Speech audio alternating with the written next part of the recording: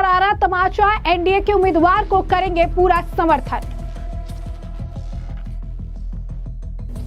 नायडू बोले सीपी राधाकृष्णन उपराष्ट्रपति पद के लिए सबसे उपयुक्त उम्मीदवार। विपक्ष के उपराष्ट्रपति उम्मीदवार पर अमित शाह का बड़ा बयान। अमित शाह बोले सुदर्शन रेड्डी ने वामपंथी उग्रवाद का समर्थन करने के लिए किया सुप्रीम कोर्ट का इस्तेमाल। नमस्कार, मैं अंजलि शाह, स्वागत है आप सभी का हमारे चैनल में। आंध्र प्रदेश के मुख्यमंत्री चंद्रबाबू नायडू ने एनडीए के उपराष्ट्रपति उम्मीदवार सीपी राधाकृष्णन का समर्थन किया। उन्होंने टीडीपी सांसदों संघ नई दिल्ली में सीपी राधाकृष्णन से मुलाकात भी की और इसके बाद उन्होंने मीडिया में कहा कि वो उपराष्ट्रपति पद के लिए सबसे उपयुक्त उम्मीदवार है।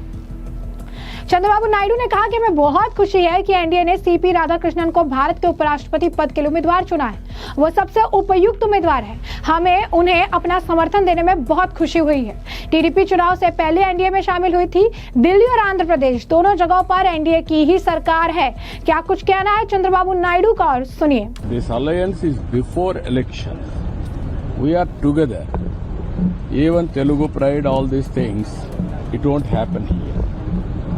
Even sometimes we supported even long back P.V. Narasimha Rao, Telugu man, as MP. He became Prime Minister. We supported him as MP. That is a different issue.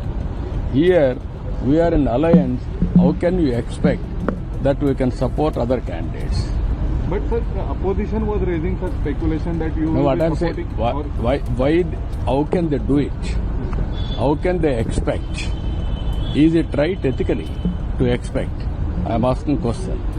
They are Is not correct. questioning your support. They are questioning your support, saying that you are somewhere not loyal to the regionalism from your end. No, regional Telugu Desam party is for Telugu community. That is a different issue. We are in alliance. Our party is having ethics, credibility. We have built this credibility over a period of 5 decades. How can I expect all these things? You know my stand from the beginning, not now. You may be new in national media. I am known to everybody for the last 4 decades. But sir, it means they are going to cross the majority mark more than what NDA is having now with them. No, if anybody will compare candidature wise, he is the best candidate, everybody has to support. But sir, in case if something they try to play the Telugu card in your region. No, what I am saying, no, all those things, because of there is a clear majority. If the majority is there, it is a very dignified post. Why they brought other candidate now? Is it necessary? That is their politics. But we are not playing politics here. NDA candidate, we are having majority, we are going to win comfortably. Sir, was this your courtesy visit, or it was been asked by the NDA High Command to come? No, why? It is my duty. I came to Delhi, I want to meet him, I want to extend my support. I met him. These relations are not today. It is not a new relations. I know him from the beginning. तो जैसा कि आपने सुना, उन्होंने कहा कि CP Radhakrishnan एक सज्जन व्यक्ति हैं, वो बहुत बड़े देशभक्त भी हैं, वो हमारे देश का गौरव बढ़ाएंगे। हम सब जो है साथ हैं, हमें इसमें कोई अलग राय, 2 राय या 2 विचार नहीं है। हम पहले भी इनके साथ थे, चुनाव से आने से पहले से ही हमारे दिल जो है जुड़े हुए थे और अब भी हम ये साथ हैं। वो कैसे सोच सकते हैं कि हम किसी और का समर्थन भी करेंगे? हम अपने एनडीए के जो उम्मीदवार हैं राधाकृष्णन, उनका समर्थन करते हैं। वो एक सज्जन व्यक्ति हैं, देशभक्त है और उपयुक्त कैंडिडेट है उपराष्ट्रपति पद के लिए, जो कि इस पद की गरिमा और गौरव को बढ़ाएंगे। वही दूसरी तरफ आपको बता दें कि दरअसल ये है कि अरविंद केजरीवाल ने ये कहा था कि जितनी भी पार्टी हैं वो अपोजिशन के जो उम्मीदवार है उपराष्ट्रपति पद के लिए, बी जो सुदर्शन है जो विपक्ष के उम्मीदवार है उपराष्ट्रपति पद के लिए, उनको लेकर अरविंद केजरीवाल ने कहा था कि सभी पार्टियां उनका समर्थन करें, क्योंकि एक बहुत अच्छे व्यक्ति हैं। इस दौरान उन्होंने ये कहा था कि जस्टिस रेड्डी तेलुगु है और ये आंध्र प्रदेश और तेलंगाना के लोगों के लिए तेलुगु गौरव का विषय है। आंध्र प्रदेश और तेलंगाना के राजनीतिक दलों को राष्ट्र और तेलुगु गौरव के लिए भी वोट देना चाहिए। जरा सुनिए अरविंद केजरीवाल ने एग्जैक्टली क्या कहा था। अभी जस्टिस रेड्डी जो कि विपक्ष पार्टियों की तरफ से उन्होंने नामांकन भरा है अपना में, आम आदमी पार्टी ने भी उनके नामांकन को सपोर्ट किया है हमारी तरफ से उनके नामांकन के वक्त संजय सिंह वहाँ मौजूद थे। अभी जस्टिस साहब मुझसे मिलने के लिए आए थे और हमने आजकल जो देश में हालात चल रहे हैं उसके ऊपर चर्चा की। उनके साथ और भी बहुत सारे, नासिर साहब थे टीडीपी से, हमारे टीएमसी से कल्याण जी थे, प्रमोद तिवारी जी थे। तो उनका सबका मैं स्वागत करता हूं अपने घर में।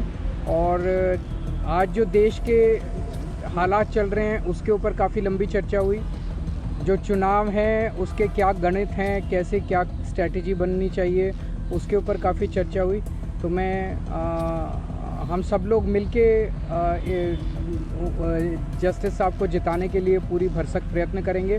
और मैं उम्मीद करता हूं कि ये चुनाव, चूँकि ये सीक्रेट बैलेट होता है, इसमें विप नहीं चलता है, तो सीक्रेट बैलेट में इसीलिए इसको सीक्रेट बैलेट रखा गया है। नहीं तो संसद के अंदर जो भी प्रस्ताव आते हैं, जो भी वोटिंग होती है, उसमें विप चलता है, इसमें विप नहीं चलता है। तो मैं सभी पार्टियों से बोलूँगा कि जस्टिस रेड्डी का एक बहुत इम्प्रेसिव उनका करियर रहा है एज जज, जब उन्होंने देश के हक़ में, न्याय के हक़ में बहुत बड़े बड़े निडरता के साथ फैसले दिए हैं। तो उपराष्ट्रपति की पोस्ट के ऊपर इनके जैसा व्यक्ति आएगा तो उस कुर्सी का और मान सम्मान बढ़ेगा।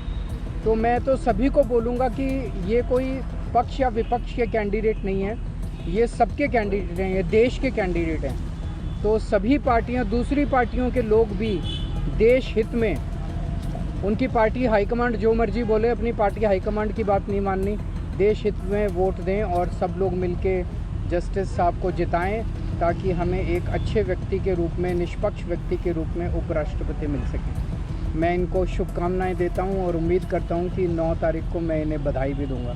बहुत बहुत शुक्रिया। तो जैसा कि आपने केजरीवाल का बयान सुना, साफ तौर पर केजरीवाल ने जो बयान दिया था, उन्होंने बरगलाने की कोशिश की, मुद्दा भटकाने की कोशिश की। ये कहा कि ऑपोजिशन के जो कैंडिडेट है बी सुदर्शन, उनको आप समर्थन कीजिए, इसमें राजनीतिक पार्टियां पक्ष और विपक्ष नहीं है, ये सीट की गरिमा के लिए हम कर रहे हैं। लेकिन अब यहाँ पर आपने देखा कि आंध्र प्रदेश के जो मुख्यमंत्री हैं, उन्होंने साफ तौर पर चंद्रबाबू नायडू ने कहा है कि वो एनडीए के उम्मीदवार का ही समर्थन करेंगे और वो एनडीए के साथ है। दूसरी तरफ केंद्रीय गृह मंत्री और भाजपा के वरिष्ठ नेता अमित शाह ने विपक्ष के उपराष्ट्रपति पद के उम्मीदवार न्यायमूर्ति बी सुदर्शन रेड्डी पर नक्सलवाद का समर्थन करने का आरोप लगाया। उन्होंने कहा कि अगर उन्होंने सलवा जुडुम का फैसला नहीं सुनाया होता तो देश में मऊवाद 2020 से पहले ही समाप्त हो गया होता। अमित शाह ने कहा कि कांग्रेस द्वारा उपराष्ट्रपति पद के लिए उम्मीदवार चुने जाने से केरल में पार्टी की जीत की संभावना और कम हो गई है। गृह मंत्री अमित शाह ने मीडिया संस्थान के कार्यक्रम में सलवा जुडुम पर 2011 के सुप्रीम कोर्ट के फैसले का हवाला देते हुए कहा कि सुदर्शन रेड्डी वही व्यक्ति हैं जिन्होंने नक्सलवाद की मदद की। उन्होंने सलवा जुडुम पर फैसला सुनाया। अगर सलवा जुडुम पर फैसला नहीं सुनाया होता तो नक्सली आतंकवाद 2020 तक खत्म हो गया होता। वो वही व्यक्ति हैं जो सलवा जुडुम पर फैसला देने वाली विचारधारा से प्रेरित थे। केरल ने नक्सलवाद का दंश झेला है, उग्रवाद को भी सहन किया है। केरल की जनता इस बात को जरूर देखेगी कि कैसे वामपंथियों के दबाव में आकर कांग्रेस ने ऐसे उम्मीदवार को चुना है जिसने सुप्रीम कोर्ट जैसे मंच का इस्तेमाल वामपंथी उग्रवाद और नक्सलवाद का समर्थन करने के लिए किया है। इसके साथ साथ आपको बता दें कि तमिलनाडु में बोलते हुए उन्होंने ये भी कहा कि सीपी राधाकृष्णन जो है वो तमिलनाडु के बेटे हैं और उन्हें ही उपराष्ट्रपति जो है बनने का मौका मिलेगा, उन्हें इस पद पर बैठने का गौरव प्राप्त होगा। जरा सुनिए क्या कुछ कहते नजर आए गृह मंत्री अमित शाह।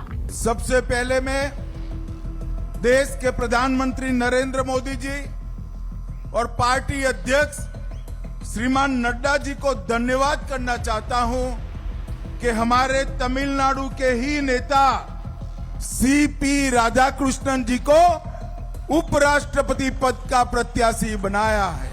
நான் முதல்ல பாரத பிரதமர் திரு நரேந்திர மோடி அவர்களுக்கும் தேசிய தலைவர் திரு நட்டா அவர்களுக்கும் எனது மனமார்ந்த நன்றியை தெரிவித்துக் கொள்கிறேன். ஏனென்றால் இந்த மண்ணை சேர்ந்த தமிழரான சிபி ராதாகிருஷ்ணன் அவர்களை நாட்டின் மிக உயரிய பொறுப்பான துணை ஜனாதிபதி ஆக முன்னிறுத்தி இருக்கிறார். मैं तमिलनाडु की जनता को भी ये बताने आया हूं कि अब राज्यसभा में उपराष्ट्रपति पद पर आसीन होने के बाद सभापति के रूप में तमिलनाडु का बेटा श्री सीपी राधाकृष्णन विराजमान होने वाले हैं. ராஜ்யசபை தொடங்கும் போது துணை குடியரசுத் தலைவர் தான் அந்த சபாநாயகராக ராஜ்யசபையிலே இந்த தமிழ் மண்ணை சேர்ந்த திருமகனான சிபிஆர் அவர்தான் வீட்டிற்கு போகிறார் என்ற மகிழ்ச்சியான செய்தியை உங்களுக்கு தெரிவித்துக் கொள்கிறேன். मित्रों, पहले भी एनडीए ने ही एपीजे अब्दुल कलाम जी को भारत का राष्ट्रपति बनाकर ये सम्मान दिया था. முதலில் நம்முடைய என்டிஏ கூட்டணியில் தான் தமிழகத்தைச் சேர்ந்த விஞ்ஞானியான திரு ஏபிஜே அப்துல் கலாம் அவர்களை குடியரசுத் தலைவர் என்ற மிக உயரிய பொறுப்பிலே நாம் அமர்த்தி அழகு பார்த்தோம். नरेंद्र मोदी जी ने हमेशा तमिलनाडु, तमिल भाषा और तमिल संस्कृति का गौरव करने का काम किया है. तो जैसा कि आपने उनका बयान सुना, इसी के साथ साथ आपको बता दें कि जिस फैसले का वो जिक्र कर रहे हैं वो फैसला क्या था। तो 2011 में जस्टिस सुदर्शन रेड्डी और जस्टिस एस निज्जर की बेंच ने सलवा जुलूम नाम के संगठन को भंग कर दिया था। इस संगठन में छत्तीसगढ़ सरकार ने माओवादी विद्रोह का मुकाबला करने के लिए आदिवासी युवाओं को विशेष पुलिस अधिकारी के रूप में नियुक्त किया था। अदालत ने फैसले में कहा था कि ये मिलिशिया संगठन अवैध और असंवैधानिक है। उपराष्ट्रपति के चुनाव में जस्टिस रेड्डी और एनडीए उम्मीदवार सीपी राधाकृष्णन के बीच अब सीधी टक्कर है। उपराष्ट्रपति पद के लिए मतदान 9 सितंबर को होगा, उसी दिन मतगणना की जाएगी। उपराष्ट्रपति का चुनाव जगदीप धनखड़ के 21 जुलाई को अचानक इस्तीफा देने की वजह से कराया जा रहा है। तो ऐसे में हमने आपको जो पूरा मामला है ये बड़े विस्तार से बताया कि पूरा मामला क्या है। तमाम नेताओं के अपने बयान सुने हैं और इस मामले पर अब आपकी जो राय कमेंट सेक्शन में कमेंट करके जरूर से जरूर साझा करिएगा। धन्यवाद।